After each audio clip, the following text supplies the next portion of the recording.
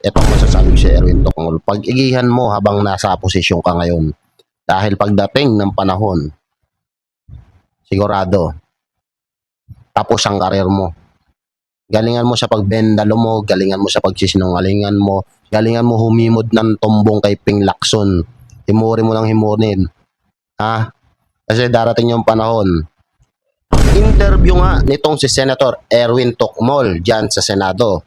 At pakinggan natin itong mga kasinungalingan.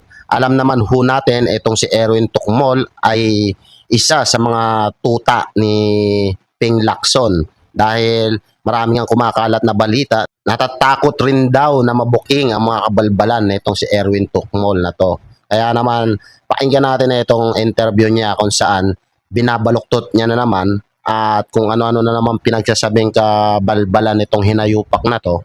Samantalang itong magkapatid na to ang galing-galing sa radyo noon. Nung wala pa kayo dyan sa Senado, ubod nyo ng tatapang ang tatalas ng pagsasalita nyo tungkol sa mga siraulo dyan sa gobyerno. Bakit ngayon nandyan na kayo sa Senado? Tila nagiging tuta kayo, tahimik, nawala yung pagkabalas-subas ng yung mga bunganga na para bang sinasabayan nyo ang mga kalokohan itong si Ping Lacson. Ano bang nangyari sa inyong dalawang magkapatid? Tulpo, Tokmol Brothers, ha? Anong nangyari sa inyo? Naging tuta na rin ba kayo ni Ping Lacson o natatakot kayo na baka kayo ang isunod na itong si Ping Lacson nakasuhan kapag kumontra kayo? Hindi na natin po patatagalin. Rekta tayo, pakinggan ho natin itong interview ni Erwin Tokmol. Evidences and claims sa ombudsman tungkol dun sa gold projects umabali sa Taguig. Hindi po kasi hindi na yan natalakay ng buhay.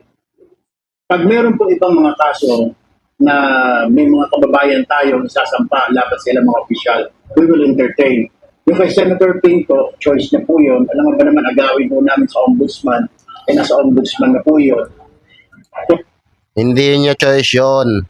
Takot lang talaga kayo, magaling lang kayo kapag doon sa mga kalaban ng gobyerno. Dahil isa rin kayong sip-sip sa gobyerno ngayon. Parang ginawa nyo kay Duterte dati. Nagsihimod kayo ng mga puwet ng mga Duterte. Ang tatapang nyo. Tapos ngayon, si Pangulong Duterte, inayaan nyo. Nakunukan kayo. Dati todo ang suporta nyo. Ngayon, para kayong mga tukmol. Anong nangyari sa inyo? So, hindi mo pa rin pagkialaman ho namin. Hindi nyo nga mapapakilaman kasi natatakot kayo. Baka kayo isunod ni Ping Lacson. Samantala, dati ang tatapang nyo. Yung mga bunganga nyo, mga balasubas. Yung kay Senator Pinto, baka nagmamadali siya, kaya gusto niyang diretsuhin na po sa ombudsman. Pero, Nagmamadali si Ping Lacson kasi para mawala na si Cayetano dyan sa Senado. Para magawa nyo na ang gusto nyong gawin at ipakulong yung mga dapat ipakulong at makaiwas kayong mga sangkot dyan. Ayun ang gusto nyo. 'Di ba? Kaya gusto nyo mapakulong si Cayetano. Kunyari ka pa, Erwin. Gustong gusto mo naman dahil dawit ka rin kasi dyan sa flood control. Kaya pag wala na kayong mga kalaban dyan sa flood control hearing, maililigtas nyo na yung mga sarili nyo, di ba? ito pa kiusap ko, kung meron po kayo nalalaman na government officials po nasabi po, not only sa flood control, pati mga infrastructure projects po, mga government agencies, pwede mo ninyo i-report po sa amin. Ako!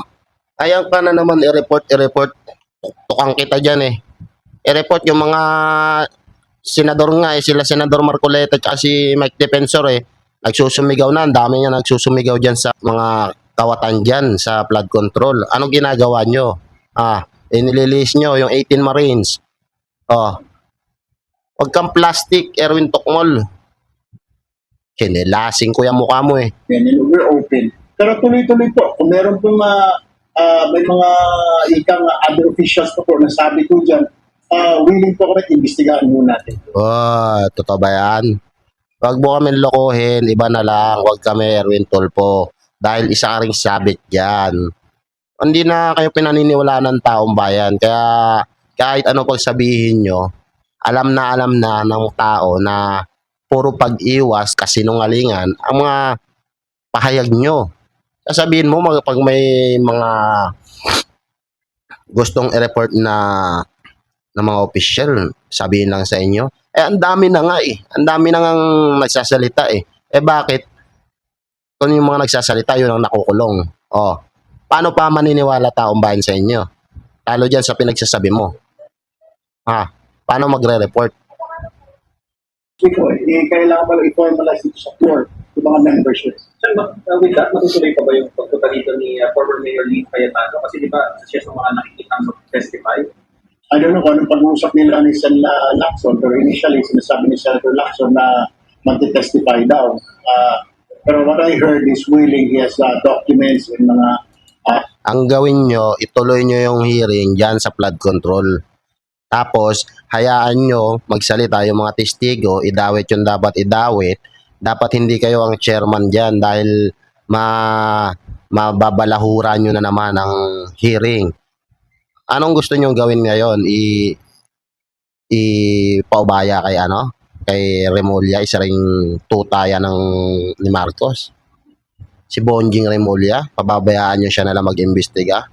Nako, lulusot. Huwag kayong dahil may araw din kayo mga tulpo. Kayong mga dyan. Darating din ang mga araw nyo mga punyemas kayo. Ganun siya magsalita dati, no? Tatalas ng mga dila. Ang tatapang. Ngayon, andyan na sa posisyon. Biglang tameme, kundi tahimik. Sila? Kontra, kampi dun sa mga kawatan. na pwedeng sumiti po sa Blue Ribbon. Pati nga po yung dating mayor po ng Taguig, may mga documents po mga isusumiti. So, Bakit si Cayetano ang pinag-interesan nyo ngayon? Bakit di nyo pag-interesan na itong si Romualdez? Bakit pumapayag ka na ang si Cayetano ang birahin nyo, ang ipakulong? Ang dami-daming dapat unahin na imbestigahan tapos isisingit nyo si Cayetano. Walang problema kung may kasalanan talaga si Cayetano. Walang problema dahil maparusahan dapat maparusahan. Pero unahin nyo yung mga pumutok na yung pangalan, yung mga may mga ebidensya na, yung itinuturo ng mga na mga testigo. Hindi yung kung sino-sino, mga kasama nyo dyan sa Senado ang inuuna nyo. Dahil naman, alam naman natin na kung bakit gusto nyong ipakulong yung mga kumukontra sa inyo dyan sa Senado para mahawakan nyo yung investigasyon sa flood control, maligtas ang mga kasamahan nyo at maipakulong ang mga kalaban nyo. Di ba? Kaya ikaw, Erwin Tokmol ka. Binoto ka ng bayan dahil naniniwala sa inyo. Pero ang ginagawa nyo ngayon, isa rin kayo, naging kakampi rin kayo ng mga kawatan. well, entertain that. So, mag-uusap na lang kami ni Senator Lacson kung ano ba talaga ipapay ba, papaimbestigahan. Open naman po kami kung paimbestigahan. Wala naman po attempts na harangan yung Blue Ribbon investigation. Actually po, humaharang, to tell you the truth, honestly po, yung kabila Sus, sanisi ka naman.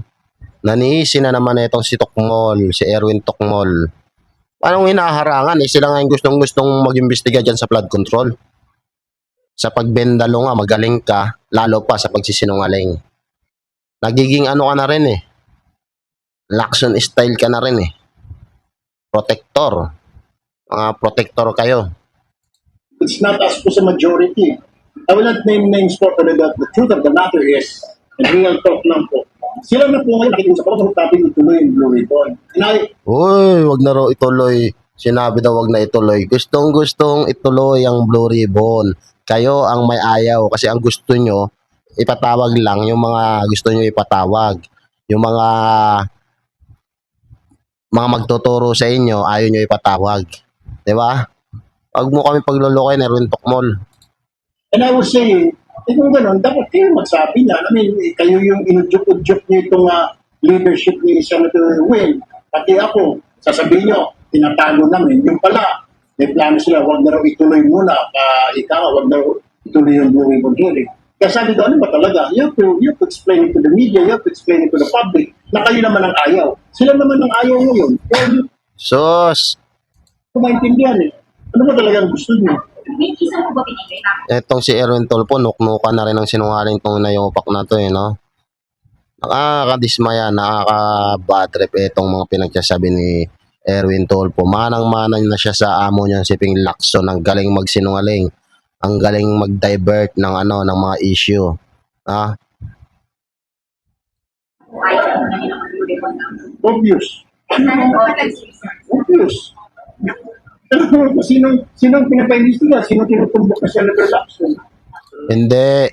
Ikaw kasi damay ka. Tinuro ka ng 18 Marines. Ito naman si Ping Lacson. Ano to? Himod tumbong yan kay Marcos Jr. Pinoprotektahan niya. Protector yan si Ping Lacson. Tapos ikaw, ano ka? Tuta. Sinong pinapaimbestiga? Sino tinutumbok na Senator Lacson? Guys, Dinutumbok ni Senator Mong Lacson yung mga magtuturo sa inyo. Kaya ikaw, Erwin Tokmol, pag-igihan mo habang nandiyan ka sa posisyon mo. Dahil pag dumating ang panahon, isa ka dyan, maghihimas ng rehas, sigurado yan. Araw nyo lang kaya kayang-kaya nyong baliin yung batas Kayang-kaya nyong mag-twist ng mga issue. Kayang-kaya nyong mag-twist ng mga issue. Kayang-kaya nyong magsinungaling. Kayang-kaya nyong ipakulong yung mga kalaban nyo na magtuturo sa inyo. Hindi daw nabanggit ni President Marcos sa SONA kahapon yung sa anti-political dynasty. Ano na pong sabi dito sa Senado and ano pong masasabi nyo doon Nandiyan po ba for sponsorship po? Problema, ang dami na hong ganap. Di mo ba? Ang dami yung nangyari. Hindi sa pag-usapan, ang dami na nakabilbing na bis dahil na po sa mga politika na yan. Noong May hanggang ngayon, tapos pinasukan na po ng impeachment. Pero nandiyan mo, nasa floor na, di ba? Pinag-uusapan na po namin yung sponsorship. Dinidepend na nga ni Senator Risa Ontiveros yan. O ewan ko kung ano na. Sila naman sa Congress, they watered it down. Medyo malabnaw daw. Mas mabuti rin sa Senate. Mga kababayan, itong masasabi ko si Erwin Tokmol, pag-igihan mo habang nasa posisyon ka ngayon. Dahil pagdating ng panahon, sigurado, tapos ang karir mo. Galingan mo sa pagbendalo mo, galingan mo sa pagsisinungalingan mo, galingan mo humimod ng tumbong kay Ping Lacson. Himuri mo lang himurin. Ha? Kasi darating yung panahon, magsasama kayo sa kulungan. Tandaan niyo yan. Yan dito na mga kababayan.